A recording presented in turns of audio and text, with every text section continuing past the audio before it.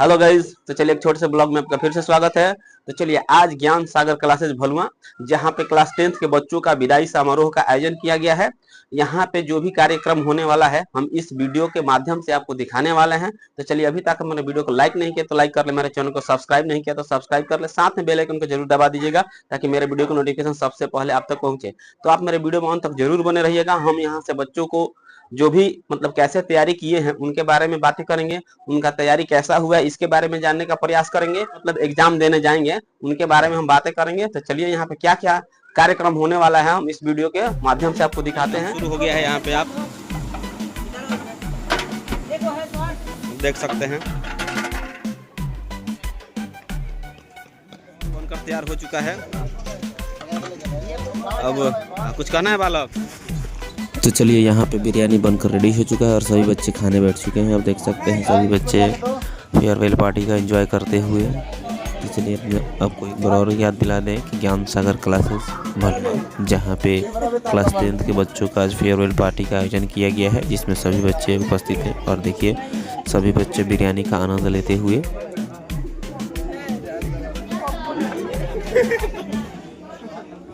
बात तो लोग को बताया जा चुका है कि एग्जाम में कैसे लिखना है, ठीक है ना।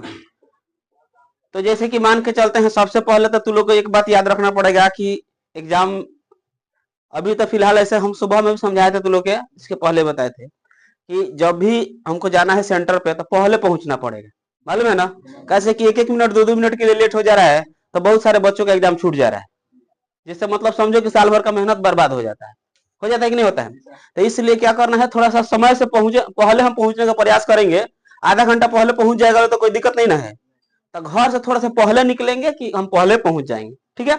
लेट से जाएगा लो छूट जाएगा, फिर समझो कि एक साल बर्बाद हो जाएगा। वो तो हो गया तुम लोग का मतलब टाइम टेबल अपना, ठीक है। तो जैसे कि मान के चलते हैं एग्जाम देने जाना है तो सबसे पहले वो काम सबको करना है, क्योंकि ये तुम लोग का पहला स्टेप है। जैसे कि मान जिंदगी का एक पहला ठोकर ये जो तुम लोग को लगने वाला है, ठीक है।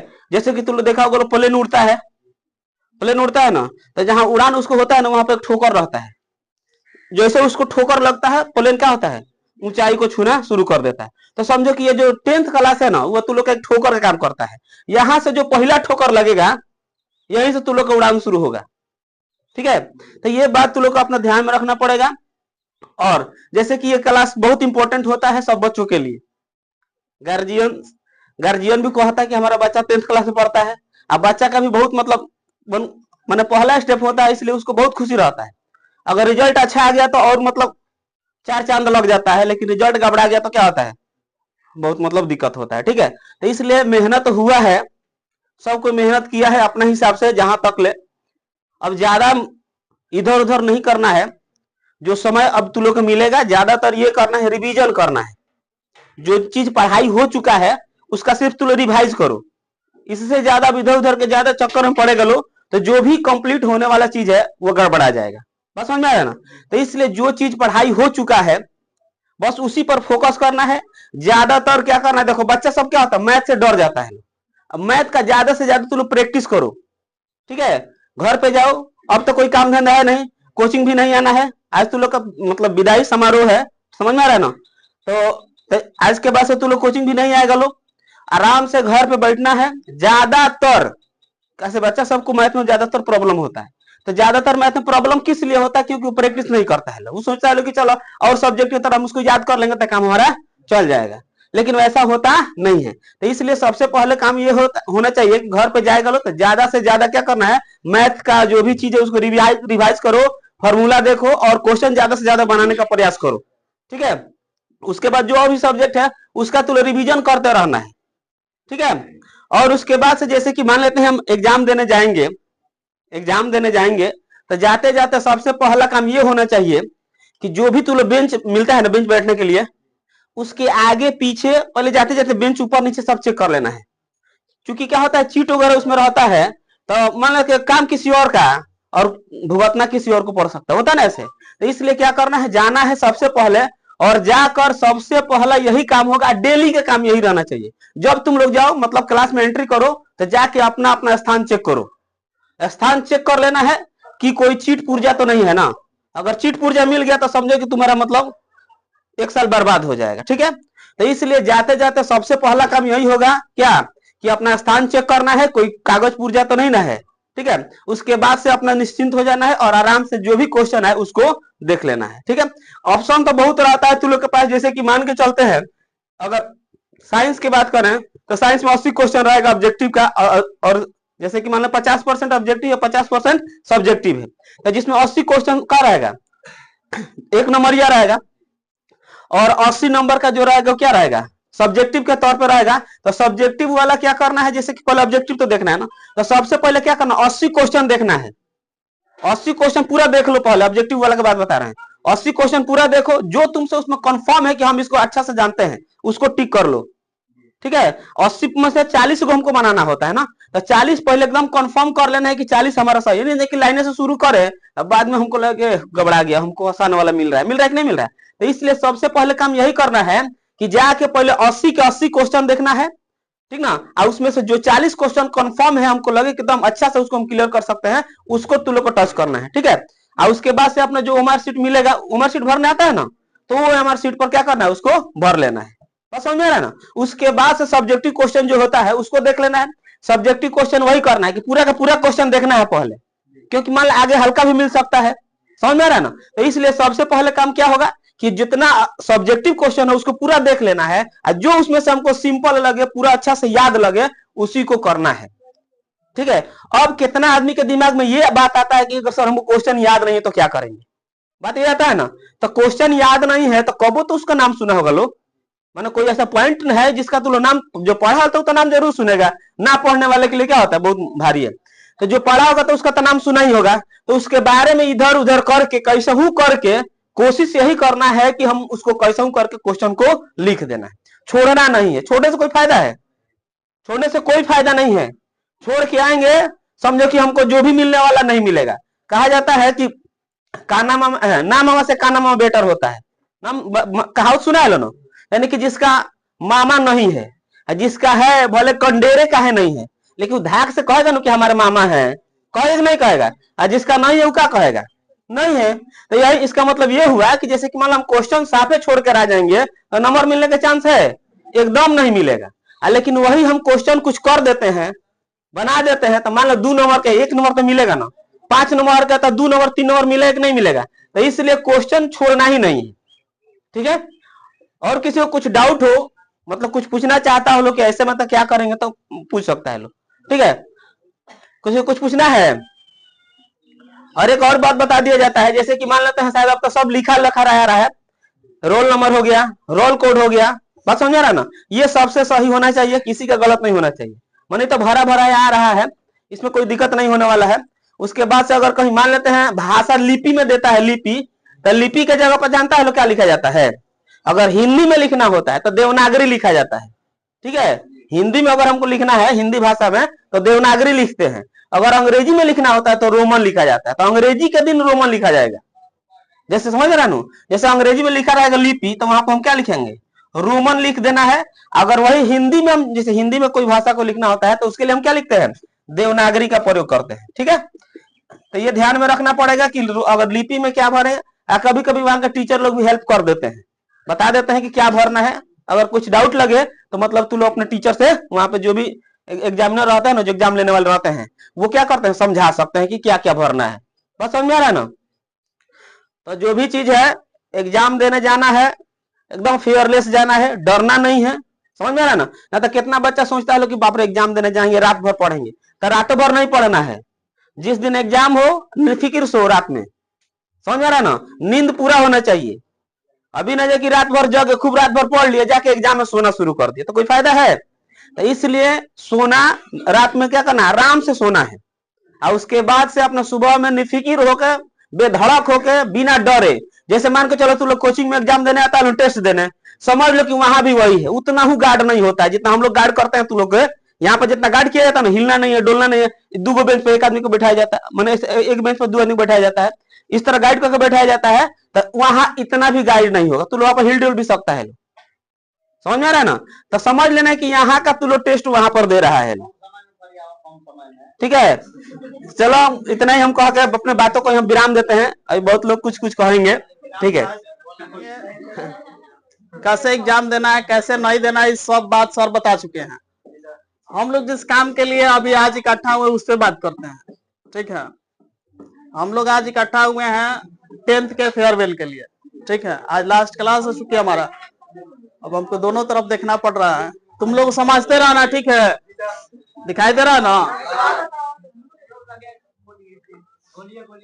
तो हम लोग इकट्ठा हुए आज क्लास 10th के फेयरवेल के लिए। सुनाई दे रहा है? हाँ।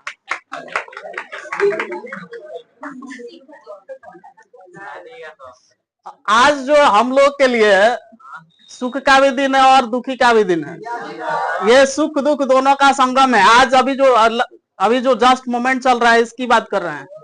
ठीक है, दुख इस बात का है कि जैसे सर बोल रहे हैं कि बचपन से हम यहाँ तुम लोग पढ़ते आ रहे हैं, इसमें बहुत ऐसा है जो बचपन से ही पढ़ रहा है और बात सही भी है।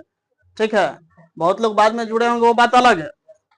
तो बचपन से जिस संस्था से जुड़े हैं वहां से हम लोग अब निकल रहे हैं ना जी। और खुशी इस बात का है कि हम अपनी नई यात्रा के सफर पे अब निकल रहे हैं।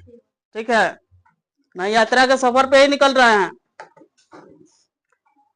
और देखिए, जब तक आप जीवन में आगे बढ़ने के लिए जब तक आप किसी को छोड़िएगा नहीं, ठीक है, तब आप आगे कैसे बढ़िएगा? आपने पीछे की क्लास को छोड़ के 1 to 5 को छोड़ के मिडिल स्कूल में गया होगा। मिडिल को छोड़ के कहाँ गया होगा? हाई स्कूल में गया होगा। हाई को छोड़ के आप कहाँ की तरफ जाने वाले हो? इंटर के तरफ, कॉलेज नहीं। ठीक है, इंटर के तरफ जाने वाले। इंटर को छोड़ के कहाँ जाओगे? कॉलेज के तरफ जाओगे। ठीक,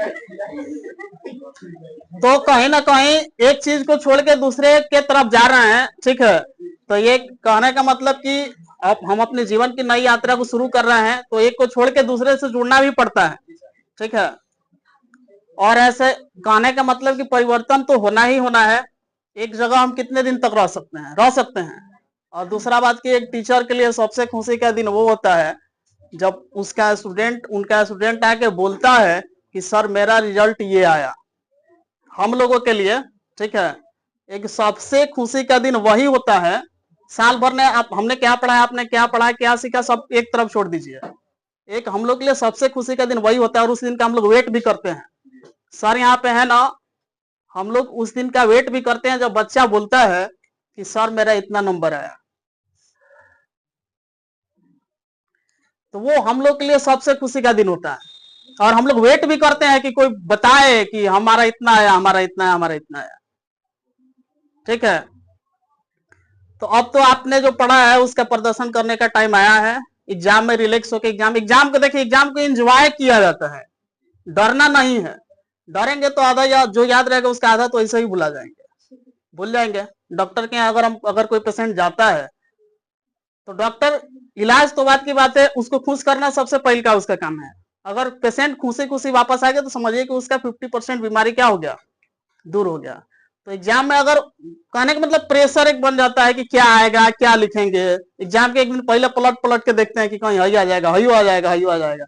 आजकल रील बड़ा चल रहा है, देखा होगा तुम लोग। एग्जाम के टाइम में वैसे रील चलते हैं। 10 को किताब खोल लिया है, 10 में देख रहे हैं, 10 को में से एको को नहीं दिमाग में आ रहा है। ठीक है, रिलैक्स होकर एग्जाम देना है, डरना नहीं है, एकदम एग्जाम को एंजॉय करना है। ठीक है, जब ऐसी भावना आ जाएगी अंदर तो ऐसे ही लगेगा कि जो आता है एग्जाम में, जो पेपर में आया वो तो हमको याद है। जब ऐसा आ जाएगा कि एग्जाम में जो आया हमको याद है तो ऐसे ही लिख लेंगे। ठीक है, तो समय तो बहुत ज्यादा हो चुका है। ठीक है, आप लोग तो सब कोई सुन लिए हैं। जो मुख्य उद्देश्य रहा है, आज समझिए कि आप लोग फेयरवेल में सब कोई का उपस्थित हुए।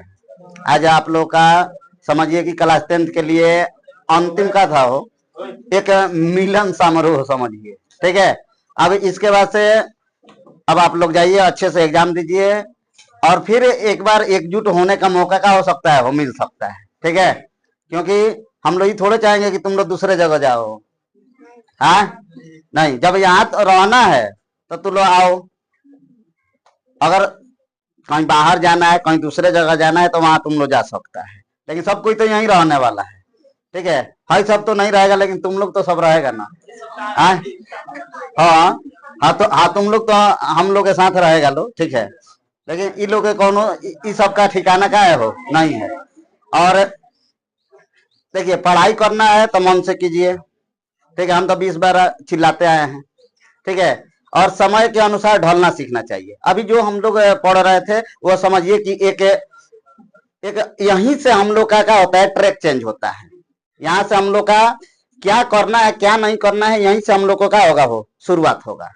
यानी एक जीवन का, नए जीवन की शुरुआत होगी कि हमको करना क्या है। अब आप लोग को ये करना है कि हमको किस क्षेत्र में जाना है। आपके लिए देखिए कि साइंस पढ़ना है कि आर्ट पढ़ना है कि कॉमर्स पढ़ना है, तो आपके पास दो गो ऑप्शन है। कॉमर्स तो समझिए कि बहुत माने जेन्युइन लोग अपने यहाँ के क्लासे नहीं है, बात खत्म कीजिए, ठीक है, इधर कहीं क्लासे नहीं है कॉमर्स के। लेकिन आर्ट और साइंस के क्या है, चारों तरफ जहां भी जाइएगा वहां पर आपको क्लास मिल सकता है। ये और ये जो सेक्शन है यह क्या है, आप लोग के लिए फेमस है। साइंस नहीं तो कौन जाए, आर्ट।